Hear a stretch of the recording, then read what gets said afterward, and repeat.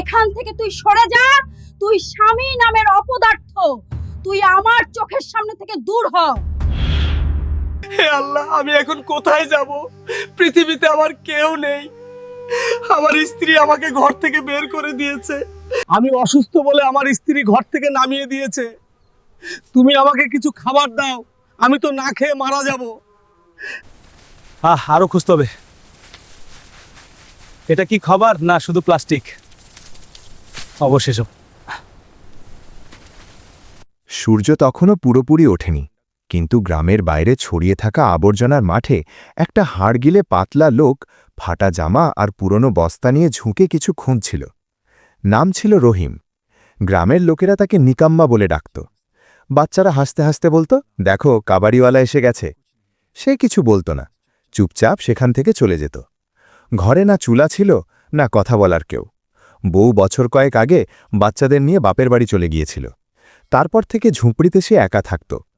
সেদিনও রহিম আবর্জনার ঢিবিতে একটা নতুন কোণ বেছে নিল। লাঠি দিয়ে মাটি উল্টাতে উল্টাতে হঠাৎ তার চোখ পড়ল একটা অদ্ভুত জিনিসের ওপর। একটা বস্তা, একদম পরিষ্কার, প্রায় নতুন, না কাদা না দাগ, উপরে মোটা দড়ির গিট কষে বাঁধা। কে ফেলল এটা? সে বিড়বিড় করে বলল। কিন্তু যখন সে টানার চেষ্টা করল, বস্তাটার ওজন অদ্ভুত লাগল, যেন ভিতরে কিছু শক্ত জিনিস আছে। সে ভাবল হয়তো কাপড় চোপড় থাকবে। চারদিকে চোখ বুলিয়ে নিশ্চিত হল কেউ দেখছে না। তারপর বস্তাটাকে আস্তে আস্তে কিনারায় সরিয়ে নিল, যেখানে ধোঁয়ার কুয়াশা তাকে ঢেকে রাখবে। দড়ি খুলল। বস্তা খুলতেই তার শ্বাস আটকে গেল। ভিতরে প্লাস্টিকে মোড়া গোছা। কাঁপা হাতে একটা খুলল। 500 টাকার একদম নতুন নোটের বান্ডিল। তার চোখ ধাঁধিয়ে গেল। সে হাঁটু গেড়ে বসে পড়ল। হাত দিয়ে নোটগুলো ছুঁয়ে দেখল। এটা কি সত্যি? নিজেকে প্রশ্ন করল। তার হাত কাঁপতে লাগল। চারদিকে তাকালো, কোথাও কেউ দেখছে না তো। কিছুক্ষণ পর গভীর শ্বাস নিয়ে সিদ্ধান্ত নিল। বস্তাটা আবার বাঁধল, পিঠে চাপিয়ে ঝুঁপড়ির দিকে চলল। পথে প্রতিটা শব্দ তাকে সন্দেহের মতো লাগল। কুকুরের ডাক, কারো কথা বলা। ঘরে পৌঁছতেই ঝুপড়ির দরজা ভিতর থেকে বন্ধ করল। বস্তাটা কোণে রেখে চটাই দিয়ে ঢেকে দিল। রহিমের বুক এমন ধড়ফাড় করছিল যেন বুক থেকে বেরিয়ে বাইরে চলে আসবে। বারবার দরজা থেকে উঁকি দিত, কেউ পিছনে আসেনি তো। যখন নিশ্চিত হলো আশপাশে কেউ নেই, তখন আস্তে করে বস্তার কাছে বসল। হাত কাঁপছিল, কিন্তু হিম্মত করে দড়ি খুলল। বস্তা খুলতেই ভিতরে চকচকে আলো তার চোখ ধাঁধিয়ে দিল। নোটের গোছা একের পর এক তাজা নতুন। রহিম একটা গোছা বের করে গোনা শুরু করল। গুনতে গুনতে তার ঠোঁট শুকিয়ে গেল। শুধু একটা গোছায় 1,00,000 টাকা। সে আন্দাজ করল কমপক্ষে 30-40 কোটি তো হবেই। এটা ভাবতেই তার মাথা ঘুরে গেল। এত টাকা কোনো সাধারণ মানুষ ফেলে দিতে পারে না। সে বিড়বিড় করে বলল। তার ভিতরে ভয়ের ঢেউ বয়ে গেল। কোথাও কোনো বড় মানুষের, কোনো নেতা বা গুন্ডার না তো? যদি তারা খোঁজ শুরু করে তাহলে কি হবে? এই চিন্তায় তার শরীর ঘামে ভিজে গেল। রহিম গোছাগুলো ফিরিয়ে রাখল, বস্তা বাঁধল আর মাটিতে বসে পড়ল।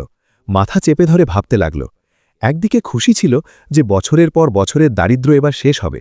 চিকিৎসা করাতে পারবে, নতুন ঘর বানাতে পারবে, সম্মানের জীবনযাপন করতে পারবে।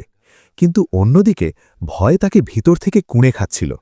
যদি কারোর জানা হয়ে যায় তাহলে লোকে তাকে চোর বলবে, পুলিশ ধরে নেবে, বা আসল মালিক এসে হাজির হবে। সারা রাত সে জেগে রইল, নিজেকে সান্ত্বনা দিল। কাল যদি শুধু একটা গোছা বের করে চিকিৎসা করিয়ে নি, তাহলে কারোর কি জানা যাবে? ডাক্তার প্রথমবার তাকে সম্মান করে বসালো, ওষুধ দিল আর বলল চিকিৎসা সম্ভব। বছরের পর বছর পর রহিমের মুখে সত্যিকারের হাসি ফুটল। সে বুঝল এই সম্পদ তার পরীক্ষা, নইলে আশীর্বাদ নয়। পরের দিন রহিমের জন্য একটা নতুন সটাল হয়ে এলো। বছরের পর বছর পর আয়নায় নিজেকে ভালো করে দেখল। মুখ কৃশ ছিল, কিন্তু চোখে এখন আশার ঝিলিক। সে ভাবল, যদি বুদ্ধি করে কাজ করি তাহলে সব বদলে যেতে পারে। সবার আগে নিজের ঝুপড়ির মেরামত করালো। বস্তা থেকে কিছু টাকা বের করল, মজুর ডাকল আর ছাদ বদলে দিল। কয়েকদিনের মধ্যে ঘরের দুর্গন্ধ আর স্যাঁতস্যাঁতে ভাব কমে গেল। পাড়ার লোকেরা অবাক, আরে এই কাবাড়া বিনতে যে লোকটা হঠাৎ এমন বদলে গেল। কয়েক সপ্তাহ পর সে পরের পদক্ষেপ নিল। গ্রামের মূল রাস্তায় একটা ছোট্ট মুদির দোকান খুলল। প্রথম দিন শুধু ডাল, চাল, নুন রাখল। নিজে দোকানে বসল, আসা লোকদের হাসি দিয়ে সালাম করল। শুরুতে লোকেরা ইতস্তত করল, কিন্তু ধীরে ধীরে আসতে লাগল। দোকান চলতে শুরু করল। আটা, তেল, মশলা, সাবান সব বিক্রি হতে লাগল। রহিম সারা সময় খুব সতর্কতা অবলম্বন করল। তার কাছে হঠাৎ আসা এই সম্পদ কোনো রহস্যের চেয়ে কম ছিল না, কিন্তু সে কখনো তার প্রদর্শন করেনি। সে জানত যদি একটু চাকচিক্য দেখা যায় তাহলে লোকে প্রশ্নের বন্যা বইয়ে দেবে। তাই বাইরে থেকে সে এখনও সেই সাধারণ দোকানদার মনে হতো, যে প্রত্যেক গ্রাহককে হাসি দিয়ে কি চাই ভাইয়া বলত। কিন্তু ভিতরে ভিতরে সে জানত তার পুরনো বস্তায় এত পুঁজি লুকিয়ে আছে যে শুধু তার নয়, অনেক জীবনের দিক বদলে দিতে পারে। কখনো কখনো পাড়ার বুড়ি মহিলারা বলত, রহিম ভাইয়া তুমি তো অনেক বদলে গেছ। সে শুধু হাসত, কিন্তু ভিতরে একটা মিষ্টি গর্ব উছলে উঠত। আখির কারোর খারাপ লাগে যখন দুনিয়া তোমার বদল দেখে? ধীরে ধীরে সে ব্যবসা বাড়াল। কয়েক মাস পর বস্তা থেকে আরও কিছু টাকা বের করে একটা ছোট্ট গোডাউন শুরু করল। মাল বহনের জন্য পুরনো ট্রাক কিনল, আর এখন শুধু বিক্রেতা নয়, সাপ্লায়ারও হয়ে গেল। গ্রামে লোকেরা এখন তাকে রহিম লাল বলে ডাকতে লাগল, যেন সে কোনো বড় ব্যবসায়ী। কিন্তু এই উন্নতির পথে একটা ভয় সবসময় তার ভিতরে জীবিত ছিল। রাতে যখন সে বস্তার কাছে বসত, তখন ভাবত, যদি কোনোদিন এই রহস্য ফাঁস হয়ে যায়, যদি আসল মালিক সামনে এসে দাঁড়ায়। পরক্ষণে নিজেকে সান্ত্বনা দিত, না, এটা আমার ভাগ্যের ইনাম। আমি বছরের পর বছরের অসহায়তা সহ্য করেছি। এটা আমার পরিশ্রমের ফল, কারো হক ছিনিয়ে নিইনি। সময়ের সাথে রহিম নিজেও বদলে গিয়েছিল। যে লোকটা কখনো ভিড়ে মাথা নিচু করে হাঁটত, এখন সোজা হাঁটত, আত্মবিশ্বাসে ভরা। তার গলায় এখন ইতস্তত নেই, স্থিরতা ছিল। দিনে দোকান সামলাত, সন্ধ্যায় গোডাউন দেখত, আর রাতে বস্তার কাছে বসে পরের দিনের পরিকল্পনা করত। সে এখন তার পুরনো রহিম থেকে অনেক এগিয়ে গিয়েছিল। কিন্তু এটাও সত্যি যে উন্নতির মাঝেও একটা শূন্যতা তার ভিতরে গুনগুন করত। এক সন্ধ্যায় সে ক্লান্ত হয়ে দোকান বন্ধ করে ফিরে গেল, তখন দরজায় দুটো মুখ, পরিচিত কিন্তু দূরে চলে যাওয়া মুখ। তার বউ আয়েশা আর দুই ছেলেমেয়ে। ছেলেমেয়েরা এখন বড় হয়ে গেছে, কিন্তু তাদের মুখে দ্বিধা আর লজ্জার ছায়া। আয়েশার চোখ ভেজা। রহিম বলল, আমাদের ভুল হয়েছে, পরিস্থিতি বাধ্য করেছে, তোমাকে ছেড়ে যাওয়া ঠিক হয়নি। রহিমের পা যেন মাটিতে গেঁথে গেল। এক মুহূর্তের জন্য সময় থেমে গেল। সে সেই দিনগুলো মনে করল, যখন অসুখ তাকে ভেঙে দিয়েছিল, ঘরে খাবার ছিল না, আর আয়েশা বলেছিল, আমি এসব সহ্য করতে পারছি না, আর বাচ্চাদের নিয়ে বাপের বাড়ি চলে গিয়েছিল। সেই রাতেই রহিমের সবকিছু ছিন্ন ভিন্ন হয়ে গিয়েছিল। এখন সেই আয়েশা তার দরজায়। ছেলেমেয়েরা এগিয়ে এসে বলল, বাবা, আমাদের মাফ করে দিন, এখন আমরা আপনার সাথে থাকতে চাই। রহিমের বুক কেঁপে উঠল। একদিকে সে বাবা, যে ছেলেমেয়েদের জড়িয়ে ধরতে চায়, অন্যদিকে সে ভাঙা মানুষ, যাকে ছেড়ে দেওয়া হয়েছিল। তাদের ফিরে আসা কি সত্যিই ভালোবাসা, না এখন সম্পদের চাকচিক্য তাদের টেনে এনেছে? এই প্রশ্ন তাকে ভিতর পর্যন্ত বিঁধল। সে ঠান্ডা গলায় বলল, যখন আমি খালি হাতে ছিলাম তখন তোমরা চলে গিয়েছিলে, এখন যখন আমার কাছে কিছু আছে তখন ফিরে এসেছ। এটা কি ভালোবাসা না লোভ? আয়েশার চোখ থেকে জল গড়িয়ে পড়ল। না রহিম, এখন আমরা সত্যি অনুতপ্ত। ছেলেমেয়েদের তোমার ছায়া দরকার। রহিম চোখ নামিয়ে নিল। ভিতরে আগ্নেয়গিরির মতো আলোড়ন। সে জানত কখনো কখনো মাফ করা সহজ হয়, কিন্তু ভোলা যায় না। শেষে বলল, ছেলেমেয়েরা আমার আর তাদের হক কেউ ছিনিয়ে নিতে পারবে না। আমি তাদের পড়াশুনো, তাদের ভবিষ্যৎ সামলাব। কিন্তু আয়েশা, আমাদের মাঝে যে দেওয়াল দাঁড়িয়ে গেছে সেটা আর কখনো ভাঙবে না। আয়েশা চুপ করে রইল। ছেলেমেয়েদের চোখে স্বস্তি ছিল, অন্তত বাবা আবার তাদের জীবনে ফিরেছে। কিন্তু রহিমের বুকের পুরনো ক্ষত আবার সতেজ হয়ে উঠল। বাইরের দুনিয়া বলতো রহিম লাল এখন সফল মানুষ, কিন্তু ভিতরে সে এখনও সেই রহিম, যে তার পুরনো বস্তার সাথে অতীত আর বর্তমানের মাঝে দোল খাচ্ছিল। সেই রাতে রহিম অনেকক্ষণ ঘুমাতে পারল না। সে বস্তার কাছে বসে যেন কোনো পুরনো বন্ধুর সাথে কথা বলছিল। এই সম্পদ সব ফিরিয়ে দিচ্ছে, সম্মান, নাম, সুখের জীবন, কিন্তু মনের শান্তি কি ফিরিয়ে দিতে পারবে? প্রশ্ন হাওয়ায় ভাসতে লাগল, আর উত্তরে শুধু দেয়ালের নীরবতা। কয়েক সপ্তাহ কেটে গেল। রহিমের দোকান এখন একটা ছোট সাম্রাজ্যে পরিণত হয়েছে। গোডাউন থেকে মাল বেরোয়, গাড়ি আসা যাওয়া করে, আর গ্রামের লোকেরা এখন তাকে রহিম ভাই বলে সম্মান করে ডাকে। বাইরের দুনিয়ায় সব ঠিক ছিল, কিন্তু ভিতরে একটা বোঝা ছিল যা প্রতি রাতে তার বুকে চেপে বসত। সে বস্তাটা দেখত আর নিজেকে বোঝাত, হয়তো কোনো চোর ফেলে দিয়েছে, বা হয়তো ভাগ্য আমার উপর দয়া করেছে। কিন্তু ভাগ্যকেও যেন তার ধৈর্যের পরীক্ষা নিতে হয়েছিল।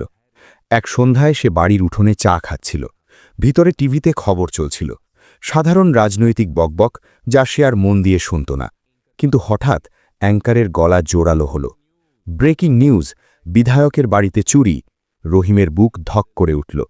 অ্যাঙ্কার বলছিল, এক চোর বিধায়কের বাড়ি থেকে টাকা চুরি করে পালাচ্ছিল। পুলিশ তাড়া করলে সে টাকা কোথাও লুকিয়ে দিয়েছে, যা এখনও পাওয়া যায়নি। পুলিশ তাকে খুঁজছে। রহিমের হাত কেঁপে উঠল, তার মাথায় বিদ্যুৎ চমকাল। বস্তা, সেই বস্তা। অ্যাঙ্কার বলতে থাকল, শত শত কোটি এখনও লাপাত্তা। ছোট ছোট বান্ডিল হয়তো কখনো পাওয়া যাবে না, কিন্তু তদন্ত চলছে। সেই বাক্য তার কানে গুনগুন করতে লাগল। ছোট ছোট বান্ডিল হয়তো কখনো পাওয়া যাবে না, মানে হয়তো তার বস্তা এখনও নিরাপদ। এর সাথে একটা ঠান্ডা ঢেউ তার শিরায় বয়ে গেল। যদি কেউ জেনে ফেলে, যদি পুলিশ দরজায় এসে হাজির হয়? সেই রাতে সে করবত বদলাতে বদলাতে কাটাল।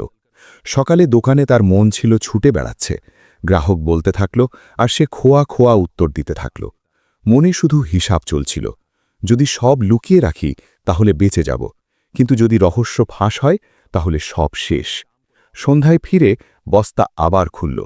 নোট এখনও তেমনই চকচক করছিল, কিন্তু এখন সেই চকচকে তাকে ভয়ঙ্কর লাগছিল। মনে হলো যেন নোটগুলোর চোখ আছে, যা তাকে ঘুরে দেখছে। রহিম গোছাগুলো ফিরিয়ে রাখল আর নিজেকে বলল, এই সম্পদ আমাকে বাঁচাতেও পারে আর শেষও করতে পারে। সেদিন থেকে সে একটা সংকল্প নিল। এখন আর তাড়াহুড়ো নেই। অল্প অল্প টাকা বের করবে, ধীরে ধীরে খরচ করবে, যাতে কারো সন্দেহ না হয়।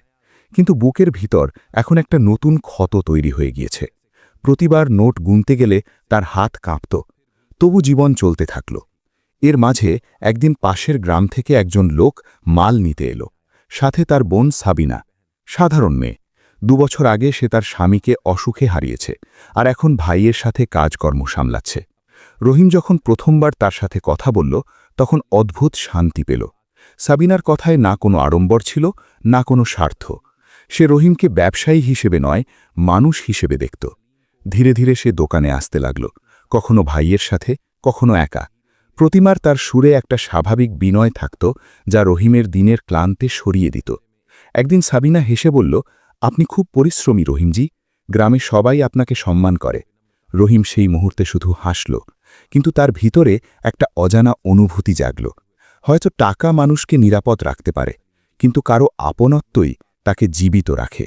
যখন সাবিনা হেসে বলল, আপনি খুব সম্মানিত মানুষ, তখন রহিমের ভিতর কিছু গলে গেল। বছরের পর বছর কেউ সম্মান দিয়েছে, তাও একটা সুন্দরী মহিলা। তার বুকে যেন ঠান্ডা নেমে এলো। ধীরে ধীরে দুজনের মাঝে একটা নরম সম্পর্ক গড়ে উঠল। সাবিনা শুধু শুনত না, বুঝত।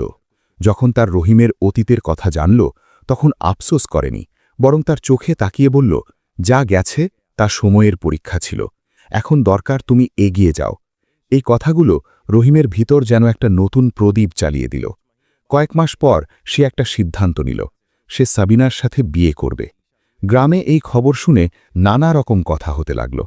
কেউ তিরস্কার করল, কাবার বিনতে যে লোক, সে এখন নতুন বউ আনবে। কেউ হেসে বলল, চলো, এই বেচারার জীবনে এবার আলো এসেছে। রহিম কোনো কথার উত্তর দিল না। সে জানত এই বিয়ে শুধু সঙ্গ পাওয়ার জন্য নয়, বরং নিজেকে নতুন জীবন দেওয়ার জন্য। বিয়ে খুব সাদামাটাভাবে হল, না ব্যান্ড বাজা, না ভোজের ভিড়, শুধু দুজন সাক্ষী, কিছু ফুল আর দুটো হৃদয়ের নতুন শুরু। সাবিনা আসার পর রহিমের ঘর যেন শ্বাস নিতে শুরু করল। যখন রহিম দোকান থেকে ক্লান্ত হয়ে ফিরত, তখন সাবিনা হেসে দরজা খুলত। সেই হাসি না দামি ছিল, না বানানো। এই ছোট ছোট কথায় রহিমকে সেই শান্তি দিয়েছে, যা কোনো সম্পদ দিয়ে কেনা যায় না। তবু যখন রাত গভীর হতো আর সাবিনা ঘুমিয়ে পড়ত, রহিমের মন আবার সেই বস্তার কাছে গিয়ে বসত। সেই বস্তা তাকে চেন নিতে দিত না। প্রতিবার নোটের চকচকে তাকে মনে করিয়ে দিত, এই সম্পদ পবিত্র নয়। সে ভাবত, যদি এই টাকা কোনো অপরাধের সাথে জড়িত থাকে, তাহলে এ থেকে আমি শান্তি কিভাবে পাব? এই চিন্তা ধীরে ধীরে তাকে একটা বড় সিদ্ধান্তের দিকে নিয়ে গেল। রহিম স্থির করল, এখন এই টাকা শুধু তার থাকবে না, এটা অন্যদের জন্য কাজে লাগবে। তার খুব ভালো মনে ছিল দারিদ্র্য কিভাবে মানুষের সম্মান পর্যন্ত ছিনিয়ে নেয়। সেই তিরস্কার, সেই অবহেলা, সেই দিন যখন ক্লিনিকের কর্মচারী তাকে ঘৃণার চোখে দেখত, সব কিছু তার স্মৃতিতে এখনও জীবিত ছিল। আর তাই এক সকালে সে প্রথম পদক্ষেপ নিল। গ্রামের পুরনো মসজিদ বৃষ্টিতে টপ টপ করে পড়ত। নামাজিরা প্রায়ই ছাতা নিয়ে ভিতরে যেত। রহিম চুপচাপ চাঁদা দিতে শুরু করল। যখন টাকা যথেষ্ট হল, তখন নিজের নাম প্রকাশ করল। গ্রামে হইচই পড়ে গেল। সেই রহিম যে আবর্জনা বিনত, এত টাকা কোথা থেকে এলো? কেউ তিরস্কার করল, কেউ সন্দেহ করল, হয়তো জুয়ায় জিতেছে। কিন্তু যেমন মসজিদের দেওয়াল উঠতে লাগল, রহিমের নিয়ত পরিষ্কার হতে লাগল। লোকেরা দেখল সে দেখানোর জন্য নয়, সত্যিকারের মন থেকে সাহায্য করছে। ধীরে ধীরে সমালোচনা থেমে গেল, আর গ্রামের লোকেরা এখন তাকে রহিম মিয়া বলে সম্মান দিতে লাগল। যে মানুষটাকে সমাজ একসময় তুচ্ছ করেছিল, সে এখন সমাজের অবলম্বন হয়ে উঠেছে। রহিম তার জীবনে আরেকটা বড় পদক্ষেপ নিল। এবার টাকা দিয়ে নয়, হৃদয় দিয়ে ইনভেস্ট করার সিদ্ধান্ত নিল। সে ঘোষণা করল, আমি গ্রামে একটা স্কুল খুলব, যেখানে প্রত্যেক গরিব বাচ্চা ফ্রিতে পড়তে পারবে। লোকেরা প্রথমে ভাবল এটা শুধু আবেগের কথা, কিন্তু যখন প্রথম ইট বসানো হলো, তখন সবাই বুঝল রহিম এখন শুধু ব্যবসায়ী নয়, গ্রামের নেতা হয়ে উঠেছে। সাবিনাও তার সাথে কাঁধে কাঁধ মিলিয়ে সাহায্য করল। কিছু যুবক শিক্ষক কম বেতনে পড়াতে রাজি হল। কেউ বলল এটা তো অলৌকিক, কেউ দোয়া দিল, আল্লাহ এমন লোকদের হেফাজত করুন। রহিম বাকি টাকা ব্যবসায় লাগিয়ে দিল, আর এভাবে সে সত্যিকারই খুব ধনী মানুষ হয়ে গেল। এখন তার বস্তার আর কোনো দরকার নেই। এখন তার আয় এত বেশি যে সে এখন কোটি কোটিতে ব্যবসা করে, কিন্তু তবু সে আল্লাহর শুকরিয়া আদায় করে আর গরিবদের সাহায্য করে। সে তার প্রথম বউ আর ছেলে মেয়েদের লন্ডনে একটা ছোট বাংলো আর একটা হোটেল বানিয়ে দিল। তার প্রথম বউ ও ছেলে মেয়েদের সাথে সুখে থাকতে লাগল। যদি রহিমের এই গল্প আপনাকেও ভাবতে বাধ্য করে যে সত্যতা, অনুতাপ আর ভালো কাজের মাঝে মানুষের আসল লড়াই কি, তাহলে একটা লাইক অবশ্যই করবেন। কমেন্টে বলুন, যদি আপনি রহিমের জায়গায় থাকতেন তাহলে কি করতেন? ভুল টাকা দিয়ে করা ভালো কাজ কি সঠিক বলে মানা যায়? আপনার মতামত আমাদের জন্য মূল্যবান। আর হ্যাঁ, এমনই হৃদয় ছুঁয়ে যাওয়া গল্প দেখার জন্য চ্যানেল সাবস্ক্রাইব করুন আর নোটিফিকেশন অন করে রাখুন, যাতে পরের গল্প সোজা আপনার মোবাইল স্ক্রিনে পৌঁছে যায়।